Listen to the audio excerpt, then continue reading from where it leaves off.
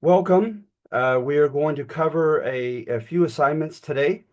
The Especially the ones that you're going to be asked to turn in.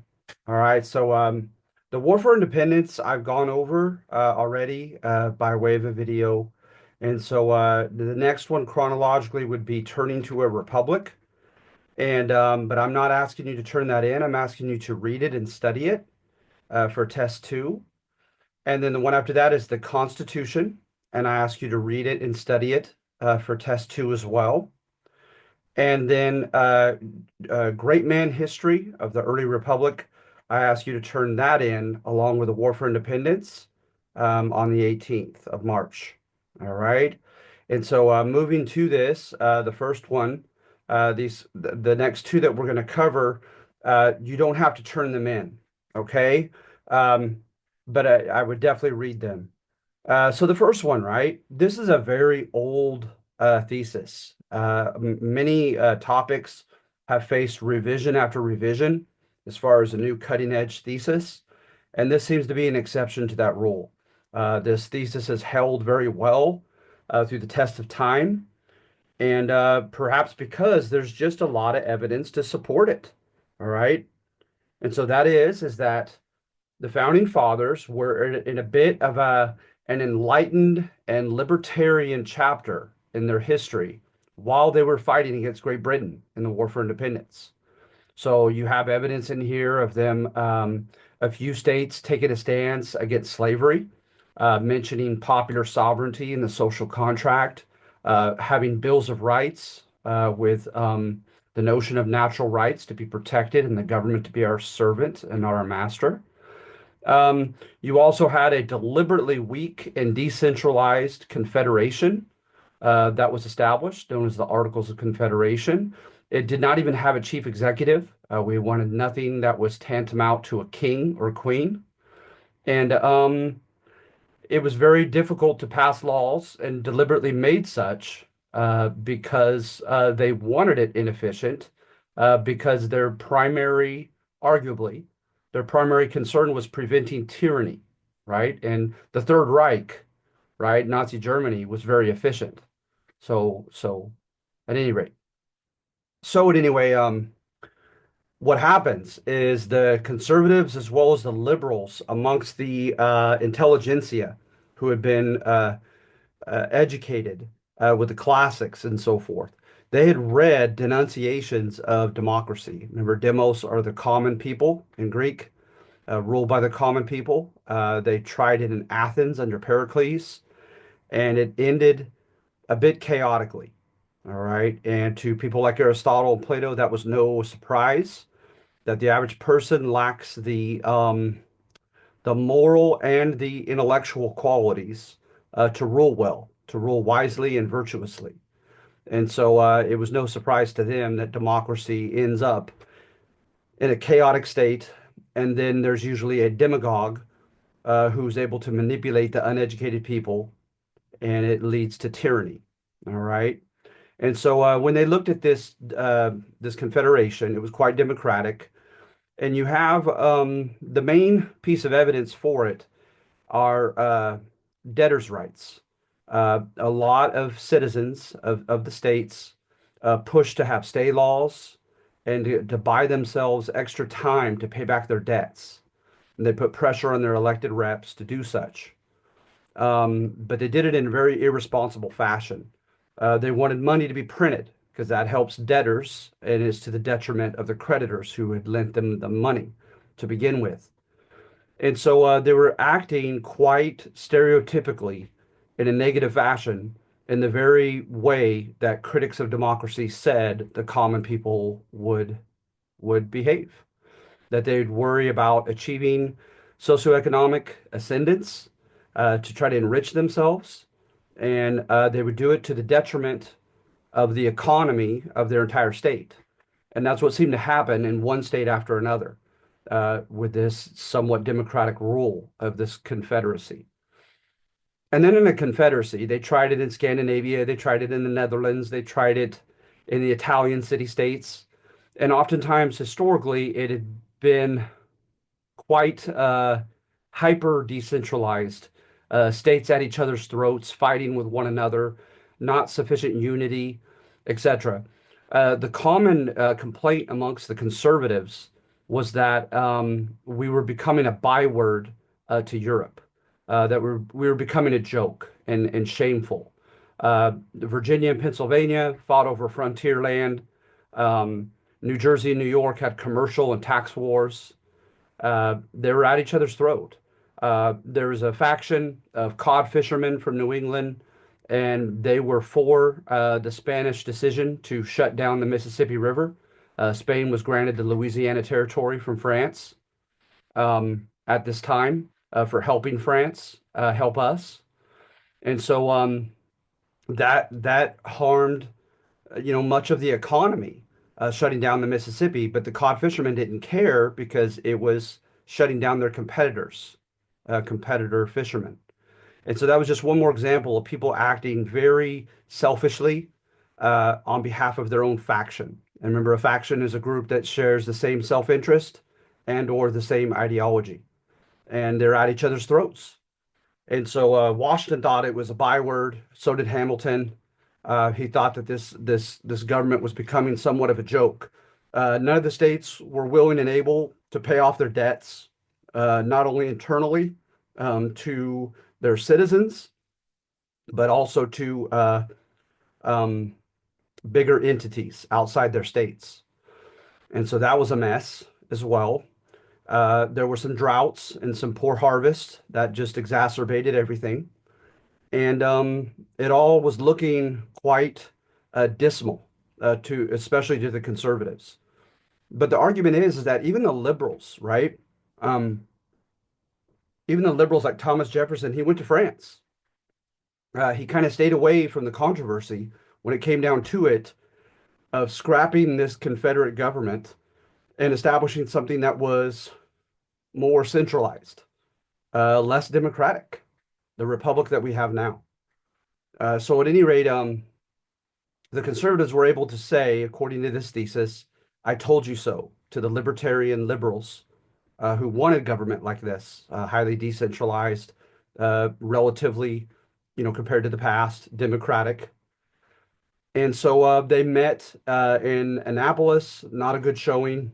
And then they met again in Philadelphia. George Washington showed up, Ben Franklin, and the other founding fathers, and it gave credence to their meeting. So at any rate, that's the popular interpretation as to why our first government failed. All right. And the straw that broke the camel's back in this narrative is Shays' Rebellion. Shays' Rebellion, they had taxes put upon them, and they were already indebted. And they had already pushed their legislator to grant them stay laws, granting them more time to pay off their debts, and they still had failed to do so. So finally, the legislator decided enough was enough. They had to collect on the debts. And according to English common law, they'll take your collateral, they'll take your farm, they'll take your assets if you have failed by this time to have paid off your debt. And the men dressing up as Continental soldiers threatened to kill the judges. And so it was beginning to look like a class war between the poor, expectant commercial farmers in Western Massachusetts and the establishment. All right. And that they didn't have a heavy-handed reaction to this rebellion really angered the conservatives like Washington. So they scrap it. All right. And that's the popular interpretation for that. On number two, right, according to Pauline Maier, the founding fathers put in a lot of the conservative elements to the Constitution that we see to this day without some of the fundamental enlightened and liberal components to it. And they wanted to grade their own paper. They wanted to leave Philadelphia. They tried to hasten the process of quickly, non-controversially ratifying this in 9 of the 13 states to form this new republic. And so they look very elitist and very conservative, the founding fathers who had met in Philadelphia in Pauline Maier's book. And but what happens is not much short of a popular upheaval. You have in Massachusetts, for instance, you had many unelected, unofficial, um, just people that barged in on the ratification convention and said, "I represent the city of, Braintree, Massachusetts." It had another name at that time, but and my people in my village or my city said that we are not okay with this Constitution unless you print it, we could read it, and we could put forth any grievances or any demands of things to be added to it. And so that happened in Massachusetts, and it happened in other states as well. Um, Pennsylvania, it got to a juvenile um, level whereby they were trying to force people into the meeting to form a quorum, enough people to vote so they could hurry up and pass it. And it didn't overall work out in 9 of the states. So instead, right, despite threats, if they should publish this, and of course, what the founding fathers did in her book, according to her, Pauline Maier, is they kind of formed a false dilemma. Is they said that if we don't quickly ratify this, it's going to be chaos. The present government is chaotic. We become a byword to Europe. We cannot pay our debts, and we need law and order as quickly as possible. And if we make this process more drawn out, it could have very dangerous consequences. But it didn't work. That false dilemma. The demands were largely met, and they came in the form of the Bill of Rights. Okay. Now, granted, according to her book, the conservative founding fathers were not against necessarily just inherently a Bill of Rights, right, stating our natural rights. What they did is they contended that it was an axiom, it was an assumption that we were all to make that we had such natural rights. And if we put them on a finite list, then we're only entitled to what is on that finite list. And so, but that argument didn't carry. So instead, they created a Bill of Rights. We have a guarantee of Republican form of government. We have a clause that says the Constitution is the ultimate authority of the land, given, of course, permission by the consent of the governed. Um, we have the 10th Amendment that says if anything not given explicitly, nor by the necessary and proper clause to Congress, is reserved to the states, and other enlightened components. We forbade a landed aristocracy and any titles of nobility, and other type of enlightened and liberal inclusions were added to this original rough draft, if you will, of the Constitution. So the founding fathers look very elitist in the book, and the generation at large looks heroic for standing up for their rights and standing up for the inclusion of classically liberal, right, like the rights of individuals and enlightened components being added to the Constitution. That's Pauline Maier's book. All right. So you don't need to do this assignment, but I would like you to um, please read it. All right. So then now we have the Constitution. What I would have asked you to do had you done this assignment is put things in three categories. All right. Enlightened, and really that's anything that touches on what we've covered in the French Enlightenment and the Scottish Enlightenment. Anything that tries to prevent tyranny, anything in the form of checks and balances, anything in the form of transparency, anything in the form of accountability of the rulers, you could include as an enlightened component. Conservative is anything that conserves tradition, a strong central government, unelected offices, um, uh, quite a bit of latitude given to certain offices, etc. All right. And any institutions that are pretty old historically, like slavery, being permitted in this document, would arguably be considered conservative. And then pragmatic is just practical, right? Like if you're thinking of something that is that will likely constitute an event, an exigency. That's what they called it, right? Like a future emergency, a future situation that will likely pop up, and you have a practical way of addressing that exigency. All right. I would say is pragmatic. So at any rate, the checks and balances that you're familiar with in the Constitution, those arguably would be considered enlightened. House reps directly elected by citizens uh, every 2 years is and having to have a residence in the area in which they represent their constituents is considered enlightened, arguably. Conservative, they allowed the franchise to be determined by the states, right? Who could be a citizen and who could not. They did not declare universal manhood suffrage, as you'll see in Latin America, in many cases, like with Francisco de Miranda and Father Hidalgo, Vicente Guerrero, and others in Mexico and in Latin America, Simon Bolivar. Okay. Also, you look at the offices, right? House reps, senators. Senators were initially chosen by the state legislators. That's one step away from being popularly elected by citizens. Um, the president and vice president by the electoral college system, as to this day. The cabinet, chosen by the president and given permission by 2/3 of Senate. And also the Supreme Court, handpicked for life. So of the five major offices in the federal government, only one, the House reps, are originally in this document elected by citizens. That's pretty conservative. Okay.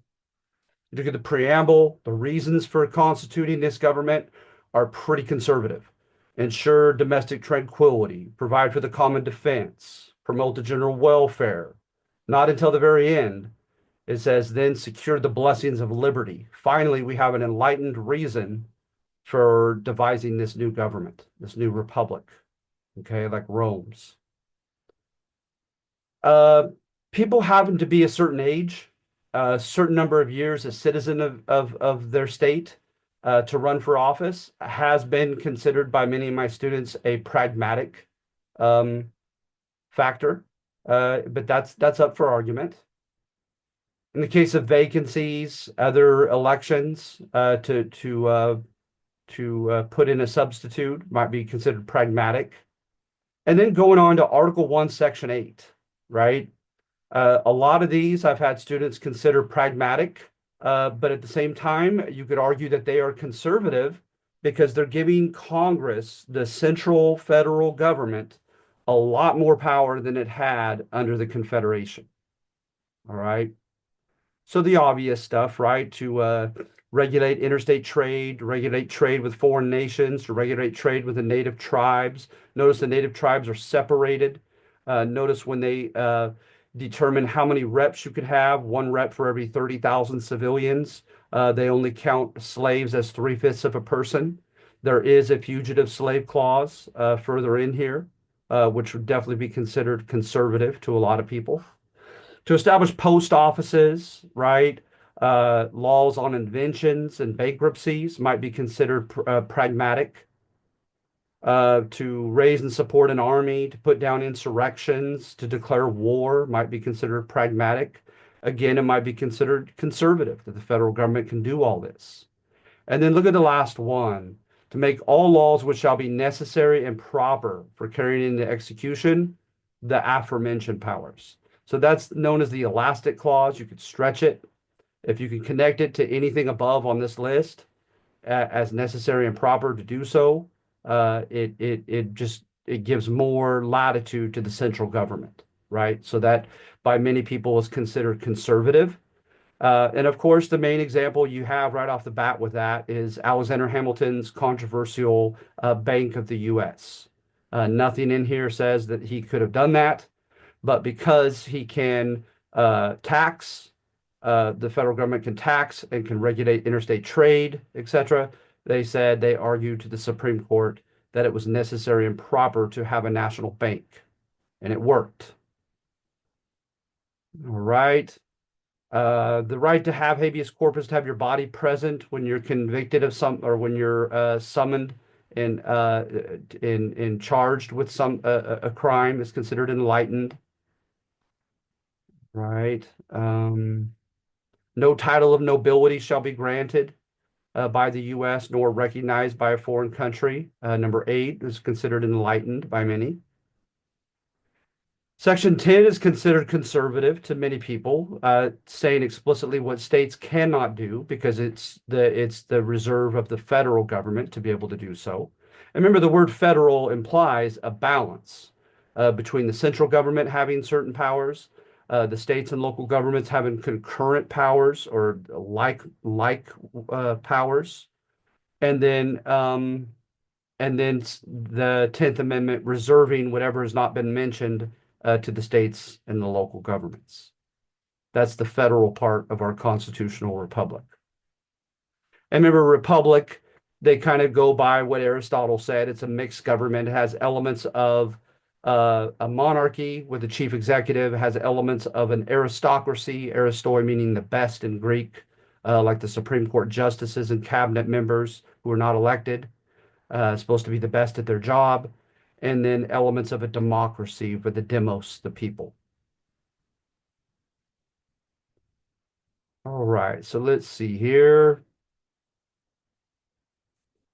Impeachment, passage of laws having to pass both houses.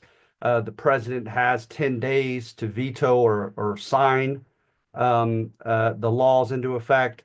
If he vetoes it, he or she, they can, with a supermajority of 2/3, override his or her veto. Perhaps examples of checks and balances in Montesquieu's Spirit of the Laws. The Congress raises an army, declares war, but then the president, as a civilian, is commander in chief of the armed forces once war has been declared. Might be considered, checks and balances and enlightened, therefore, arguably.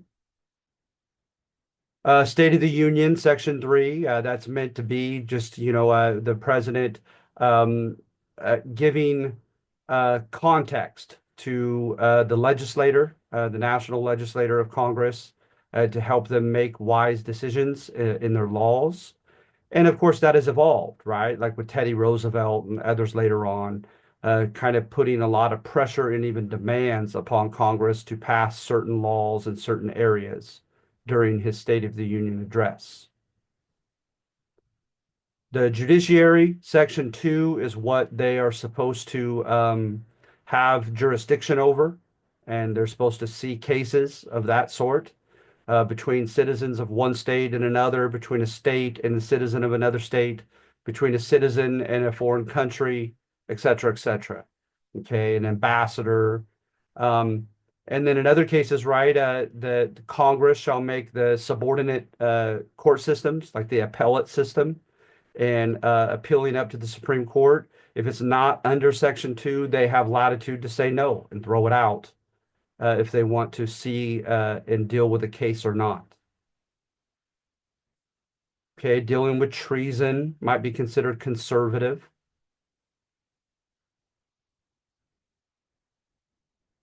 I'd like to read more on Section 2, Article 1 under this fourth article because I'm a bit confused. The citizens of each state shall be entitled to all privileges and immunities of citizens in the several states. For the very reason, right, that you had about 5 states that granted some citizenship rights to some black men. But if they left those states, they were not recognized. Those such rights were not recognized in other states. So I'm not sure how that one works. There is the Fugitive Slave Law, Fugitive Slave Clause, Part 3. Okay. New states being admitted. Some people would say that's pragmatic. And then some people would say Section 4 is enlightened. The United States shall guarantee to every state in this union a republican form of government.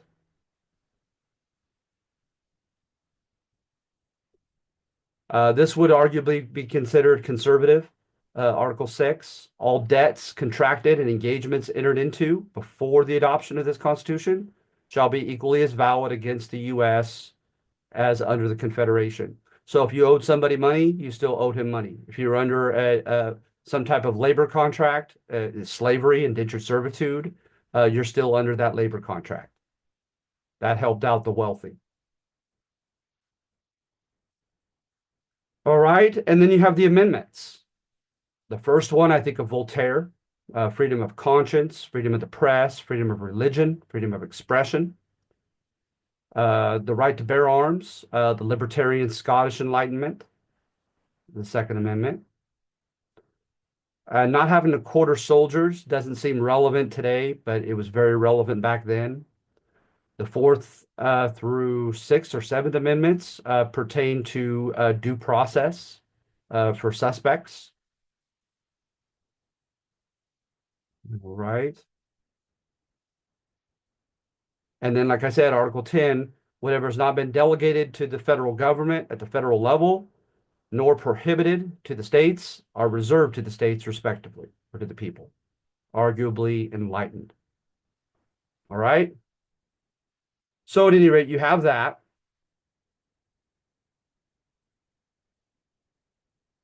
And then in addition to that, you have the early republic. All right. Now, this is great man history. And remember, great man history does not imply, it doesn't mean to imply that the people that you are studying are going in court history fashion are going to be praised as exceptional and brilliant and brave and fair and just, etc. Not at all. All it implies, right, is with causation, when you believe how things went down, right, the way that they did, what turns the national, historical record has taken, has largely been the result of the personalities, the decisions of men in big positions of power. That's what great man history is. All right. So I only do it once in the semester, and that's here. So number one, they try to single-handedly make a villain of Alexander Hamilton and contending that he elicited an equal and opposite reaction of an oppositional party, and hence a two-party system that you don't see in the Constitution, that he did so by uniting, by scaring, by angering the libertarian liberals of his day. So remember, what I try to do is I try to throw in my own little two cents here, as I say that he may not have actually been as conservative as he's often pointed out to be, but that his image, sometimes image is everything, and he appeared as such to be excessively uber conservative. Okay, and that it united the liberals in opposition to him and to Washington's administration. So, right, he nationalizes the debt, tells the states the national government is going to pay off your debts. Okay, that would seem wonderful, right? It exonerates them from that responsibility. But think like a good libertarian. What the government does for you for good today, it could do for you to your detriment tomorrow, right? So this is the government nosing its way into the budgets of the states. In order to raise money, he issued taxes. Remember, he's handpicked on the cabinet as the Secretary of the Treasury. He is not elected, not by the consent of the electors, of the constituents or citizens of the states. And he issues taxes on luxury goods, including one on tea, ironically, and whiskey. And so they're not happy about that, needless to say. He also borrows money from the wealthy in the form of bond certificates. If you buy bond certificates, right, you are lending money to the federal government and being promised not only your money back, but interest added to it. So you make money off of lending money to the government. But who has the extra money of any type of magnitude to lend to the federal government? Those who are already wealthy. All right. So he surrounded himself with wealthy businessmen. He already had, right, in his rise, his famous ascent from rags to riches. So then, in addition to that, if you could convince him and his department that what you were doing industry-wise was going to benefit the entire country and becoming self-sufficient, then he was willing to help you pay uh, for your overhead, the money that you had to pay out, right, and invest in for your venture. So a classic example of that was any type of infrastructure. If you're willing to build roads, toll roads, in the 1820s, it would be canals, and by the 1840s, it would be railroads. Okay, they were highly subsidized by Hamilton and the federal government, starting the textile industry of clothing, starting in any type of metallurgical object. Um, Oftentimes, you could be help funded or subsidized by the federal government. And so, see what it looked like, right? Image wise, was that we were becoming quickly a plutocracy.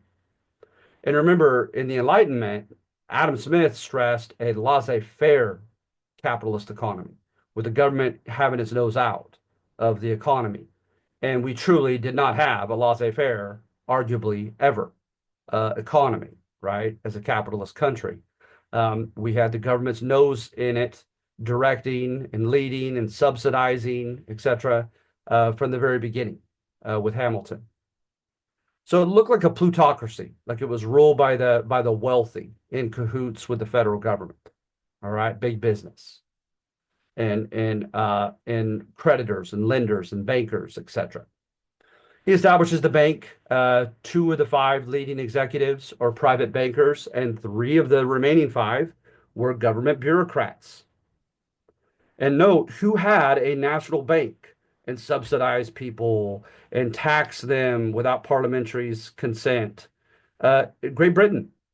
So we're modeling our economy, arguably, after the very country that we just defied and rebelled against and contended that we wanted a more enlightened society than theirs had to offer.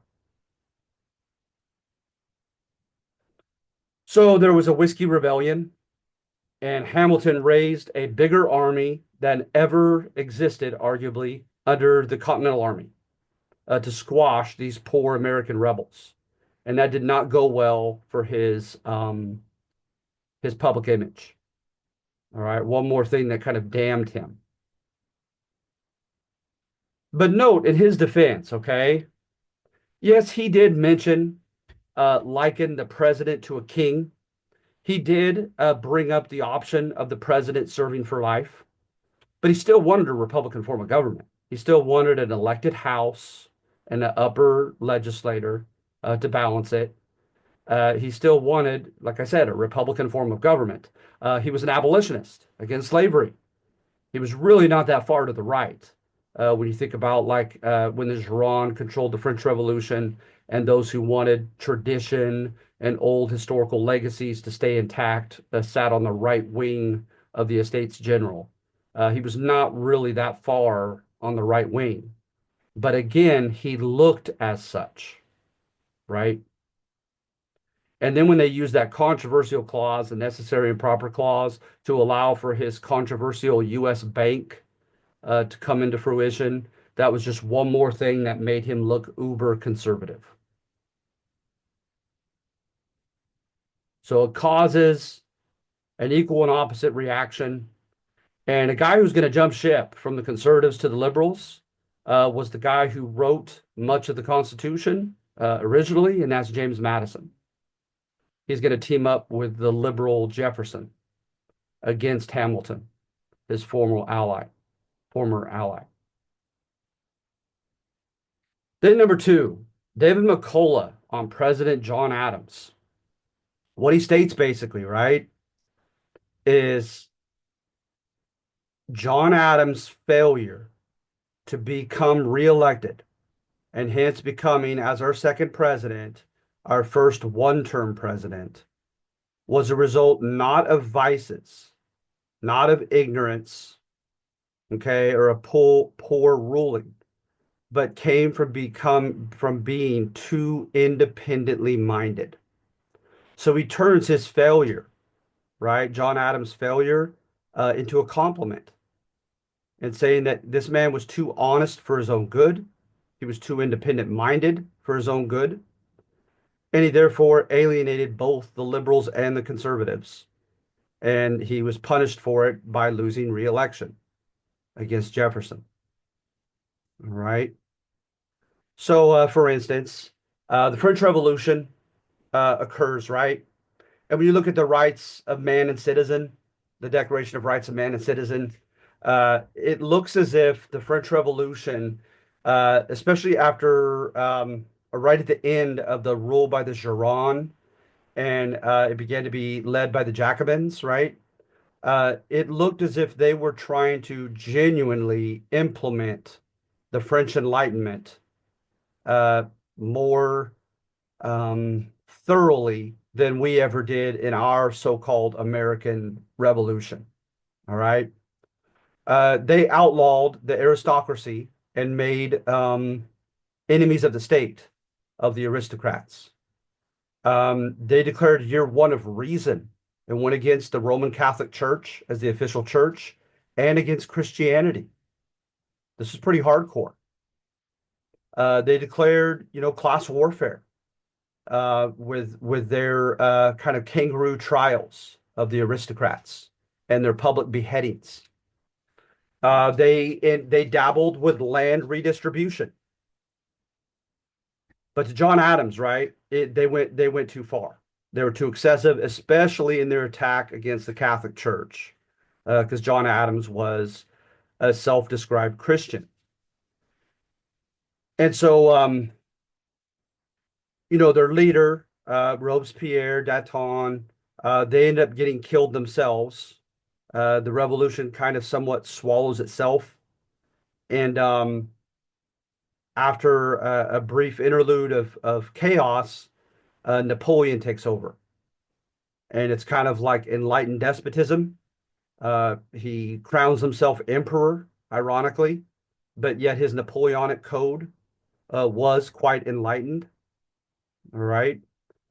And so, from the time that they captured Louis the 16th and held him for execution and trial, uh, he had family in Austria, in Prussia of Germany, and also had allies in England.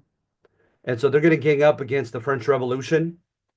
And then in retaliation, right, Napoleon's going to say he's going to, by force of arms, he's going to forcefully spread the French Revolution through his Napoleonic Code. And so John Adams clearly took a side and said, we need to stay out of this, but yet at the same time, right, we clearly hope that Napoleon and this French Revolution lose. All right. He institutes a quasi or almost war with the French Navy in the Caribbean. He puts our merchants on a convoy system where they're to be chaperoned by U.S. naval frigates. And remember, Congress has not declared war, and he's doing this unofficially. And he's having them go and protect our merchant ships from the French Navy, commandeering what they had, because both sides were trying to blockade each other. And so we, as a weak neutral country, were being picked on by both sides. All right. So he has this quasi war. All right. And then there were Jacobin clubs and Democratic clubs. There was the Aurora, the Gazette, and other newspapers that had fired in to the Federalist Party of conservatives in the past already, and were continuing to at this time.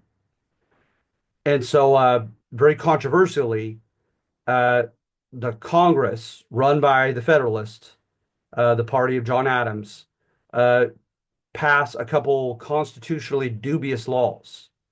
One, they give power to the president to deport radical French immigrants from the country. And remember, in the Constitution, that's Congress's job to make laws on naturalization and immigration, and they're handing that power over to him. And then, secondly, right, was our first infringement upon our First Amendment rights. If in any way you impugned the motives and behavior of the U.S. government and in any way insinuated any type of rebellion against the establishment, the government, you were deprived of your First Amendment right. They would shut down your newspaper, they would fine you, and in some cases, they would even arrest you. Um, and so, under the Sedition Act. So these were known as the Alien and Sedition Acts, and they were very controversial, very constitutionally doubtful, and highly unpopular. All right. So then we clearly see how John Adams um, alienated the liberals. But then, being a man supposedly of independent mind, he refuses to go to war with Napoleon. The conservatives wanted to go one step further and just have an outright declared war against Napoleonic revolutionary France. He would not do that. He even allowed a regular citizen who was going and trying to become a go-between and giving overtures of peace to Napoleon. He encouraged it because he didn't want to go to actual war, and that angered the conservatives. The Saint Domingue, Haiti, had a radically scary to the racist establishment slave insurrection, right? And he recognized their new slave black republic of Haiti because he was an abolitionist. So that the conservatives were not happy about that either. All right. And then he didn't flex his muscles on the Alien and Sedition Acts. He could have really shut up his enemies, had them arrested, shut down their newspapers, but he didn't. He believed that that was a scary precedent to begin. And it comes down to it, very simplistically in this book, is that John Adams was a Christian and he believed that he was going to have to answer to God and not man when he died.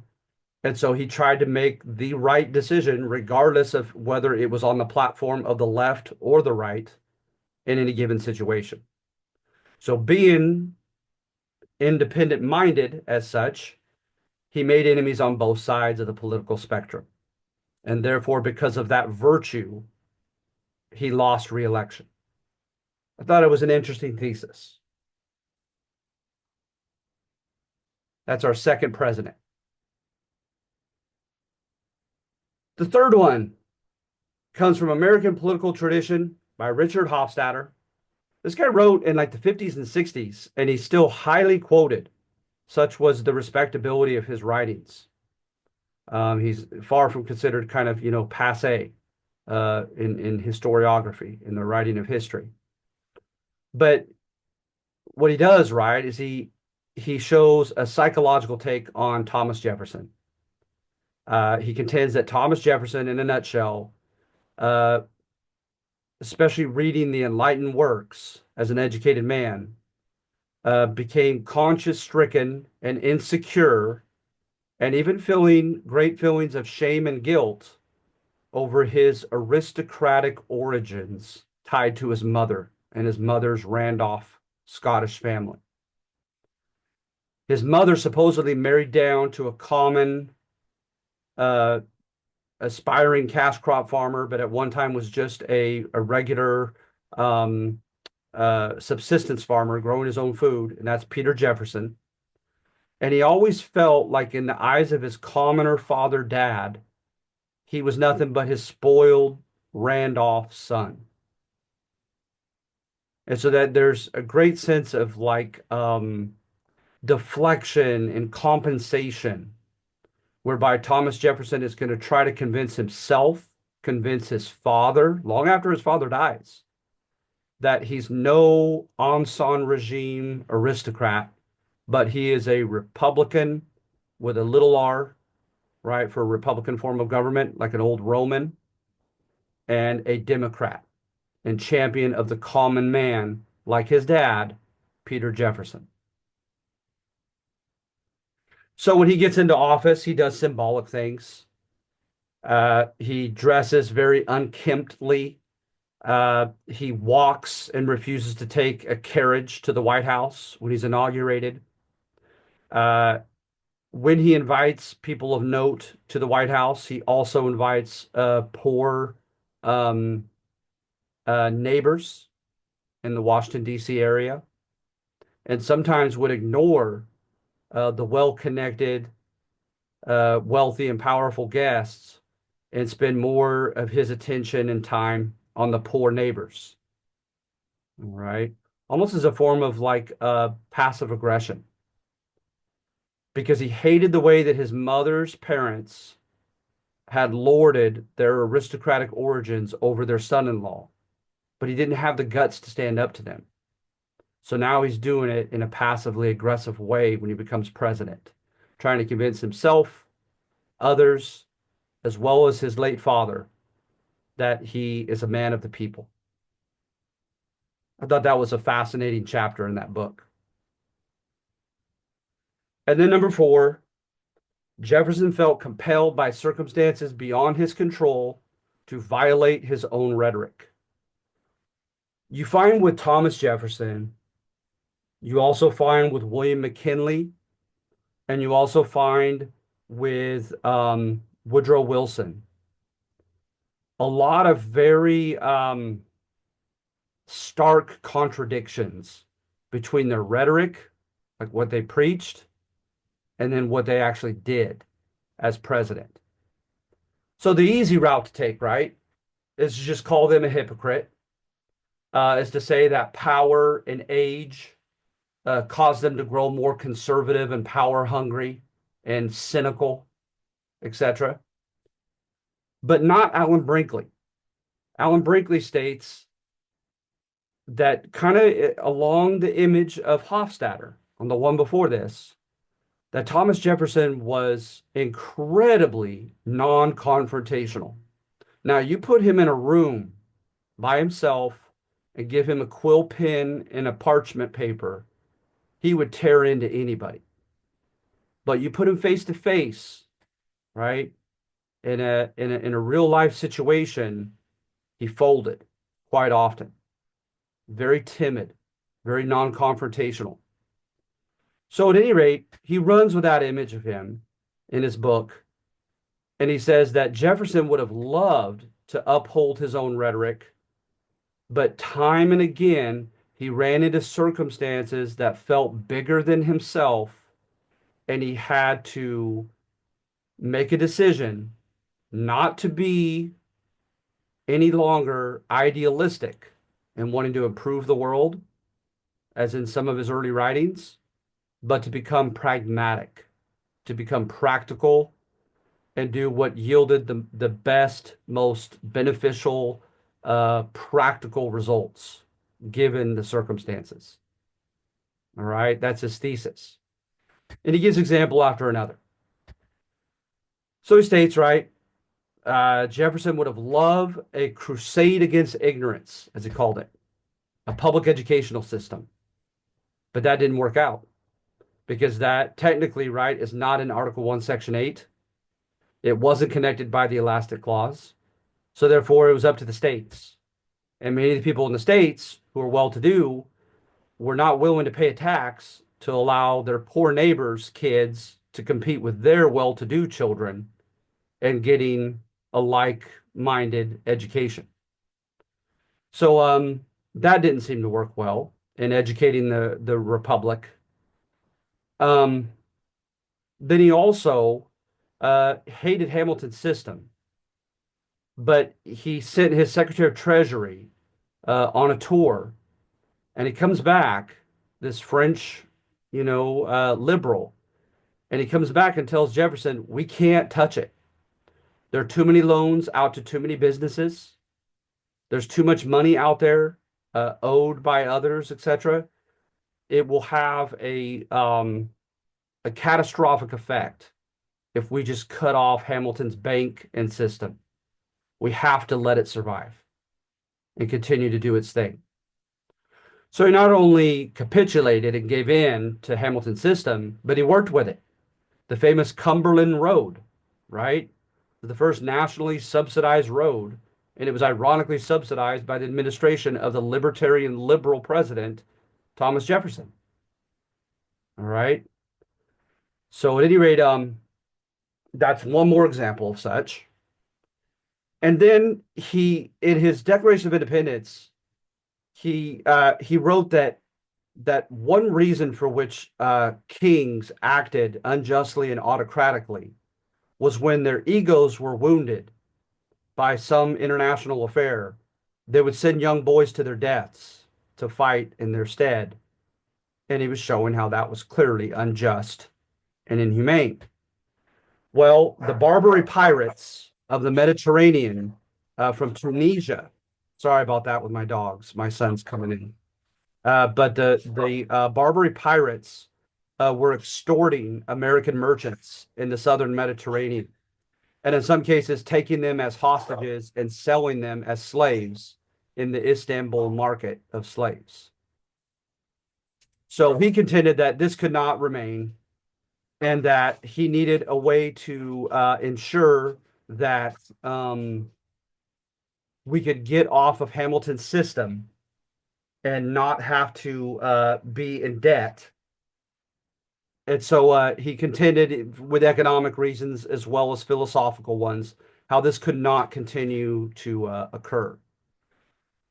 So what he does, right, is he gives money secretly to a man named William Eaton to try to overthrow Yusuf Karamanli, the Basha or governor of Tunisia. And it didn't work, but he tried, right? He also sends the USS Philadelphia to try to punitively teach them a lesson.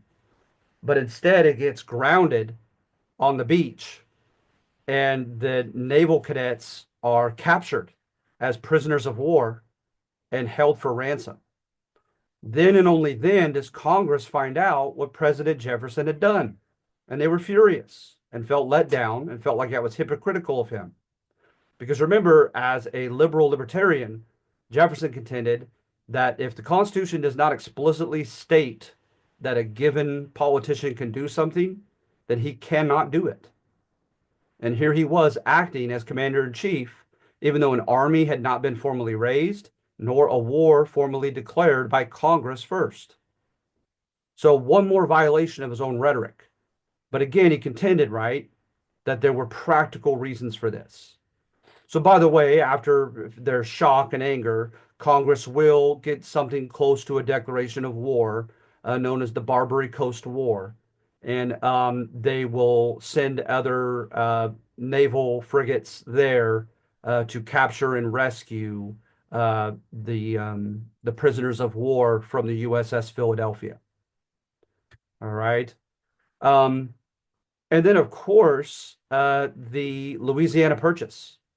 Nowhere in Article 2 under the executive does it say that a president can purchase land, foreign land. But he contends, right? Future generations will forgive me, he says basically. Remember that Jefferson, when he was a politician in Virginia, he really adhered to the philosophy of the safety valve thesis that the poor, white, ambitious men needed a Western frontier to provide them with plenty of land and an opportunity to chase after the ever elusive American dream.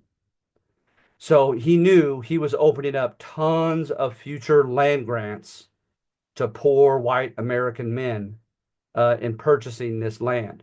And remember, the Louisiana Territory, we're talking about 15 parts of at least 15 future states in the center of our country is the Louisiana Territory, not just the little state of Louisiana at the bottom. So at any rate, he does that, and then he sends Lewis and Clark on their expedition.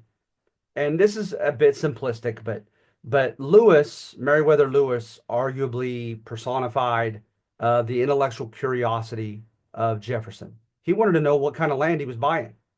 He wanted to know stats on the flora and the fauna, on the geography, on the rivers, on the resources that were there, etc.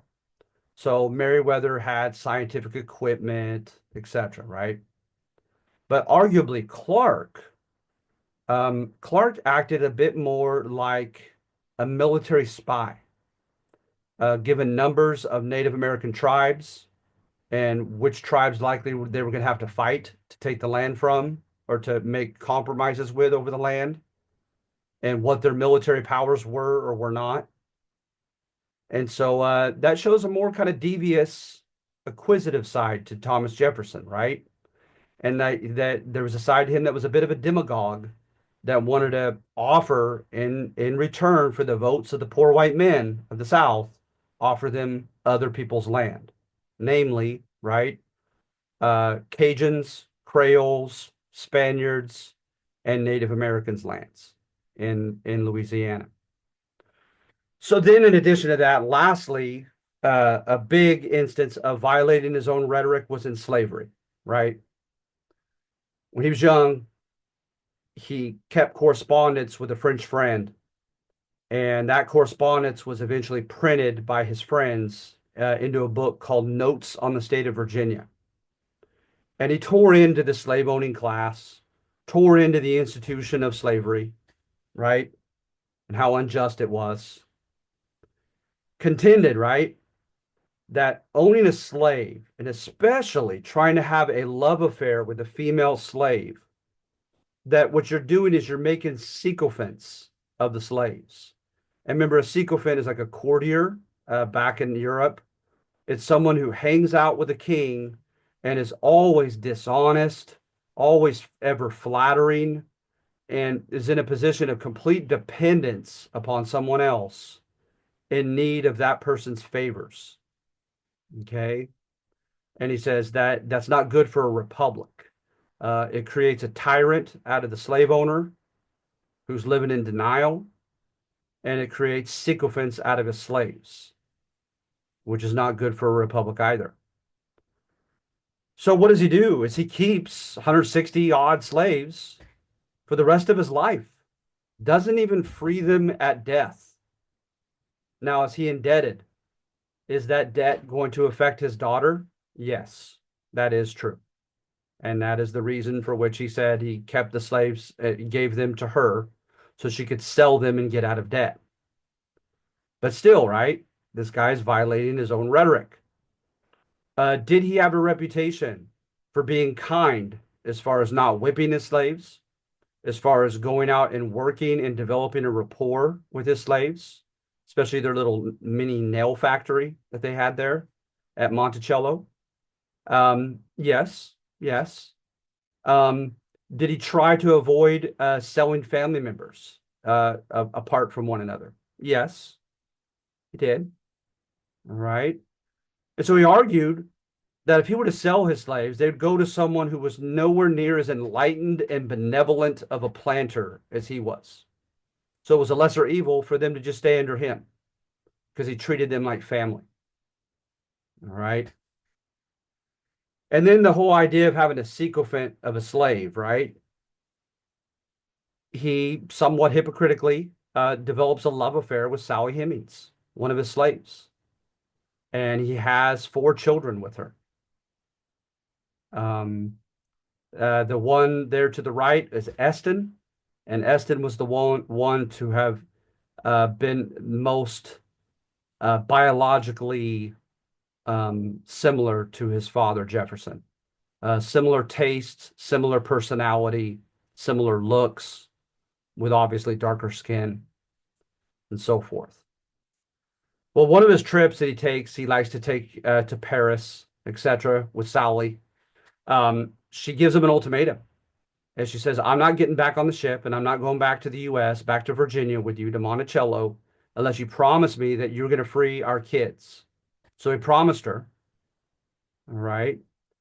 The oldest son was Beverly, and he turned 18, and the country found out about this love affair. And he told Beverly, I'm sorry, you can't leave yet. Things are too controversial right now. So he made him stay longer. Beverly ran away, had him captured, brought him back, and then eventually released him. Had kind of a strained relationship with Beverly. Again, had arguably the best relationship with his younger son, Eston. But with one of the daughters, right? One of the daughters was very pretty, like her mother, Sally. And he had a daughter from his previous marriage. His previous wife died in childbirth, giving birth to their second daughter. Well, that second daughter was an abusive marriage and came back home to Jefferson, her dad, right, from the first marriage, to escape this husband. And she had with her her daughter, who was his granddaughter. Well, supposedly she very much felt threatened by Sally Hemings and by Sally's pretty daughter and Jefferson's pretty daughter, biracial girl, and wanted to be ensured that she not only got Jefferson's, her father's, money, but his utmost attention and his affection. And so there's evidence that she was quite verbally and emotionally abusive to Sally and to Sally's daughter, Jefferson, her dad's daughter, as well, right? And Jefferson, in typical fashion, the way that he's depicted as being non-confrontational, did nothing to defend Sally and his own biracial daughter. So you just see case after case, right, of Jefferson violating his own rhetoric later in life. And Alan Brinkley contends that it was because he was very non-confrontational, and he made the decision that when he was facing circumstances that felt larger than himself, he turned to pragmatism, to making practical decisions that brought about, then yielded practical, beneficial results, rather than sticking to the idealism of his youth when he really claimed with his pen that he wanted to improve the world. He's fascinating to me, Thomas Jefferson. All right. So do I have anybody here? Does anybody have any questions?